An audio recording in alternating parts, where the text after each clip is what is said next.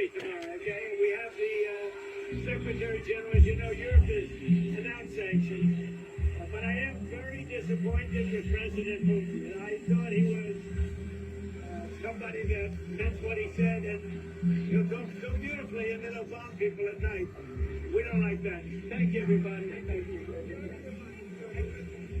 And we'll continue to follow the top headlines here on Live Now from Fox.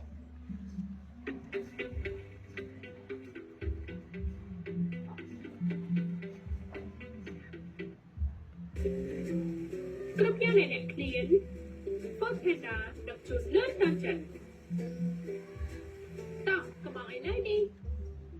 បង្ហាញកម្ពុជាទៅកាន់ពិភពលោកជាមួយកាតវីសាអន្តរជាតិរចនាពិសេសពី ADA និងបណ្ដាញទូទាត់បានយ៉ាងងាយស្រួលនិងសុវត្ថិភាពខ្ពស់មិនថាលោកអ្នកនៅទីណាជុំវិញពិភពលោកជាមួយសេវាធនាគារទំនើបឈានមុខរបស់កម្ពុជាហើយការពិសេសឥឡូវនេះតាម ABA Mobile ចុចប៊ូតុងការថ្មីរួចជ្រើសរើសកាតវីសា ABA បណ្ដារចនាពិសេសអ្នកកាន់តែខ្ពស់កាន់តែឆ្ងាយជាមួយខ្ញុំបាទបានណានិង ABA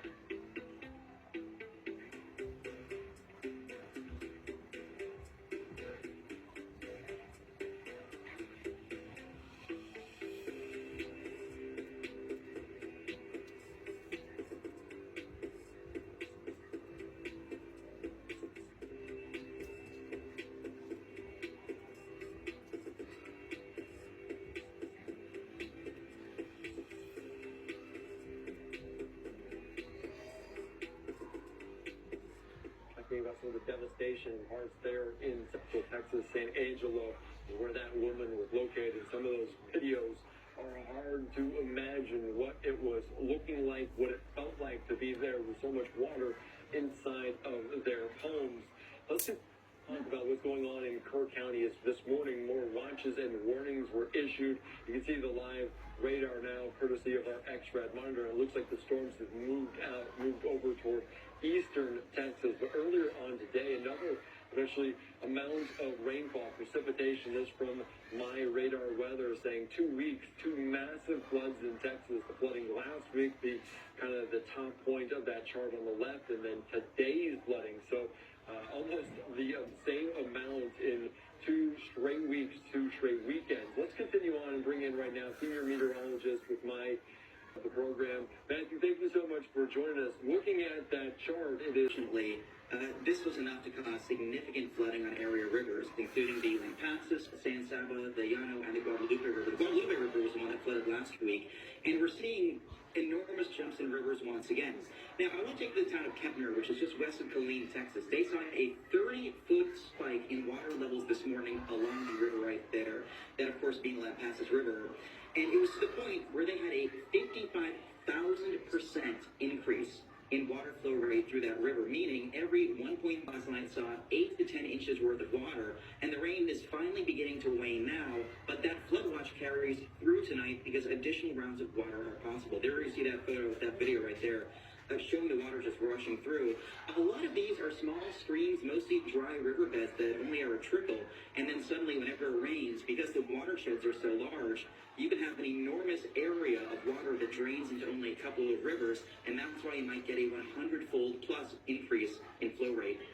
Yeah, it's hard to talk about because those percentages don't seem real at all. You mentioned some of what's coming up, and I do want to put up just this post from Brooke Taylor, Fox News team there on the ground, saying some will leave tonight for families with missing loved ones as rescue teams are allowed to resume those search efforts in West Kerr County. The sheriff's office said a flood watch issued by the National Weather Service remains in effect until 7 p.m., so about 90 minutes or so from now. We talked about this and just the kind of recipe for all of this water, and now it's sunny in that region. Could there potentially more precipitation on the way. What do we look at when we look at the forecast? Yeah, I think a lot of folks have been caught off guard by these quickly evolving forecasts, and part of the reason for that is because we don't have any big, large-scale trigger mechanisms. We didn't last week. We don't have any big fronts or anything. Front, no cold front, no big pressure systems nearby. So what's happening is you have a lot of what are called mesoscale atmosphere left by since disintegrated storms. Last night we had storms over New Mexico that left a little swirl that went through the night, and this morning that caused more storms. As each of these so-called MCVs does two things. Number one, it entrains moisture. It's like a tug that pulls in a fire hose of moisture from the Gulf and from the south. And the other thing it does too, it's focus storms. It's like a little focal mechanism, a little local trigger. And once the storm goes up, there's nothing to really scoot it along. The jet stream has retreated well north into Canada. And so when you factor that all together, you have tough to predict storms that pop up somewhere. Once they're up, there's nothing to really cause them to collapse until later the next day. So and there's nothing to really stop that. And so I think tonight we have potentially a similar environment. I don't see quite as much. Was that the atmosphere was about 10 to 20% less humid. We still had a very juiced up air mass, but it wasn't quite as juicy as last week's, and I think that made a little bit of a difference in preventing as many double-digit rainfall totals. I will point out, though, that we had at least one weather station near Sandstein in just 1 hour's time this morning between 3:40 a.m. 1 inches. That is a month's worth of rain in 1 hour's time, showing you how heavy these downpours were. The MCVs, why are they so difficult to predict? That's a really good question, and I'm actually quite pleased you asked that question. I think the reason they're tough to predict is because in this sort of summer weather pattern, you have these larger-scale thunderstorm complexes that will blossom. And, we know somewhere this complex will happen, but they start to wander. And then when a thunderstorm complex dies, both ends of it kind of pinch off. One end sort of fizzles, but the other end kind of sticks around as that so-called MCV.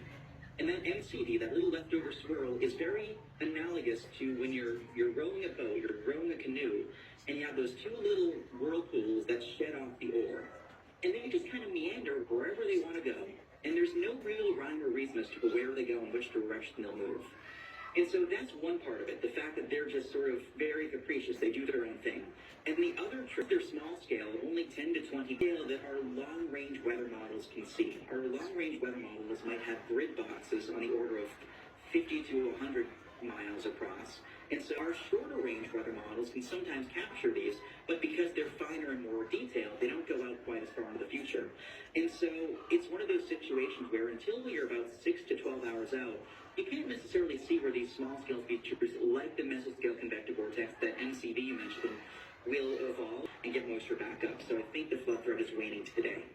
To the deadly outcomes we see with this, but also tornadoes are very difficult to predict. I want to in terms of watches and warnings this morning, are they more susceptible to issue those, knowing what we had in the past? Is a National Weather Service in Central Texas more likely to try to get people out early? Is there concern with that?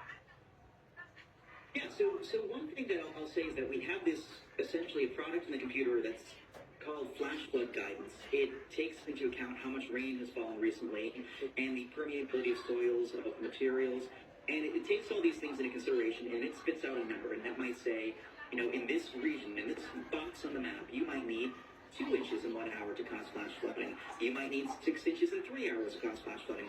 It will give you essentially, for every different region you're forecasting for, a threshold at which point you expect flash flooding to begin. Now, of course, when we had 3 to 4 inch per hour rainfall rates last night, we certainly overwhelmed them. But the complicating factor is that soil moisture is so high. The ground is like a sponge, and once it's saturated, any additional water is going to go straight to runoff and enter the creeks, enter the streams, and potentially back up and cause flooding. And so that's going to happen. You still have people out and about conducting rescue and more likely recovery missions. We have 170 people who are still unaccounted for, many of whom are presumably deceased along the Guadalupe River. It's a tragic situation, but there are still crews combing through wreckage and combing through hard-hit beleaguered areas, trying to find potential victims.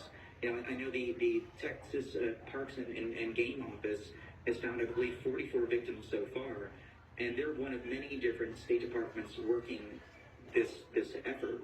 When you have more flooding pouring into areas where rescue personnel are, that's adding a whole additional layer of complexity to the situation. So, oftentimes with these disasters, the response has to be multifaceted, and we're not immune to the weather. Honestly, we just need a cold front. And a cold front will be both a blessing and a curse. We need something to scour out the atmosphere. We literally need northwest flow to shove the moisture down to the Gulf of Mexico where it came from.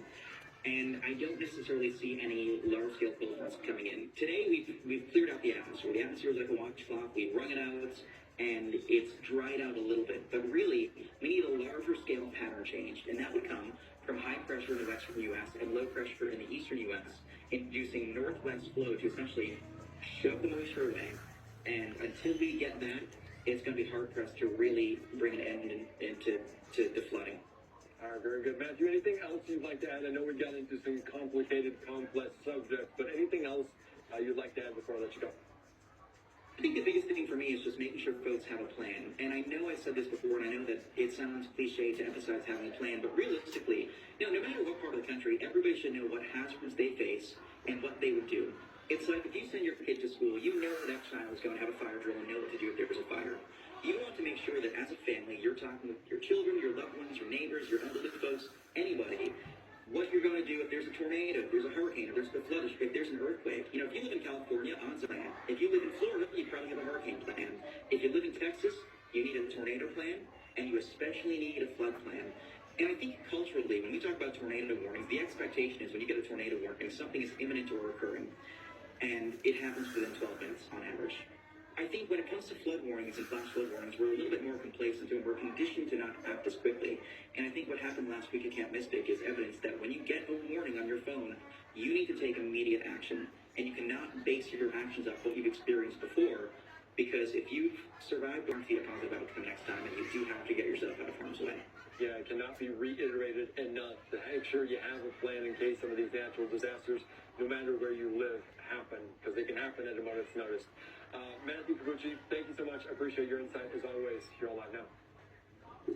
Andy, always a pleasure. Thanks. All right, take care. All right, thanks again. All right, great conversation there.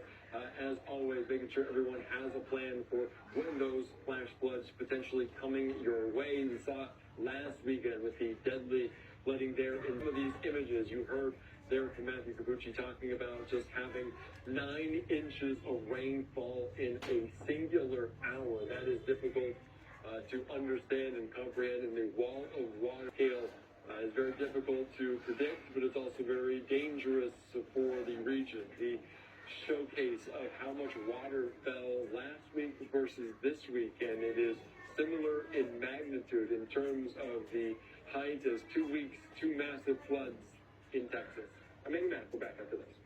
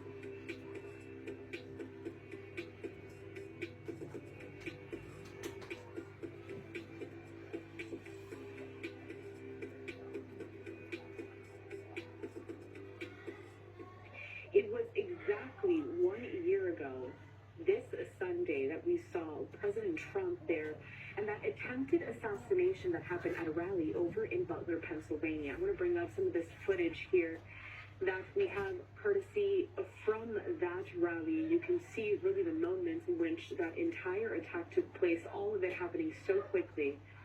As you can see there, then the president ducking down behind just the president of the United States. Joining us now to discuss everything that has happened since and really be in your mind. It was really surreal. All of a sudden, you see it kind of going down, and you don't know what it was. Was it a firework? Well, obviously, he turned out to be okay, and then he gave a speech that saved him. It's interesting, Rich, because I was actually on the desk when all of that was happening just a year ago at Live Now. And it started off like any other campaign speech by then candidate Trump at the time. And so you really thought that it was just going to go off without a hitch. And to some other moments that are similar like that throughout history. But also given the fact that it was live streamed, I mean, we all saw it in real time. Yes, absolutely. And I think there actually are a lot of similarities between what happened to Trump and this one. So Theodore Roosevelt, he was president. He came after William McKinley's assassination in 1901. He served until 1909. He did not seek re-election, even though he could have constitutionally at the time. In 1908, he then became really emboldened by what he viewed as William Howard Taft's conservative policies. William Howard Taft was a Republican, so was Theodore Roosevelt. So in 1912, he first of all ran at the primaries. This is really the beginning. The primaries were really in the inchoate stages, if you will. And he ran and he won the primaries, then he lost the convention, then he said, I'm strict 1912. And on October 14th, he was speaking in Milwaukee, and he was actually shot. He was not killed, but he was actually shot, and he actually said, and he did continue the speech, and he said, remember, this was October 14th, coming up in November, and he was running the Bold Moose Party's candidate at the time. So he did take a little bit of time off, and then after that, actually, William Howard Taft, he continued his presidential duties. He really did almost it. The governor of New Jersey at the time actually took a little bit of time off, then went back onto the campaign trail. And then, this was the same time, this was October of 1912, on October 30th, the incumbent died. So you had a scenario where October 14th, Theodore Roosevelt was shot, and then a couple of weeks died. So that meant the Republican Party and William Howard Taft had to get a new vice presidential nominee just about a week and a half. Chose Nicholas Butler, who at the time was the president of Columbia University. This all happened within a couple of weeks. And there was another scenario that is very interesting, and that was back in 1972. So for some background here, George Wallace was governor. Many people, the first thing that comes to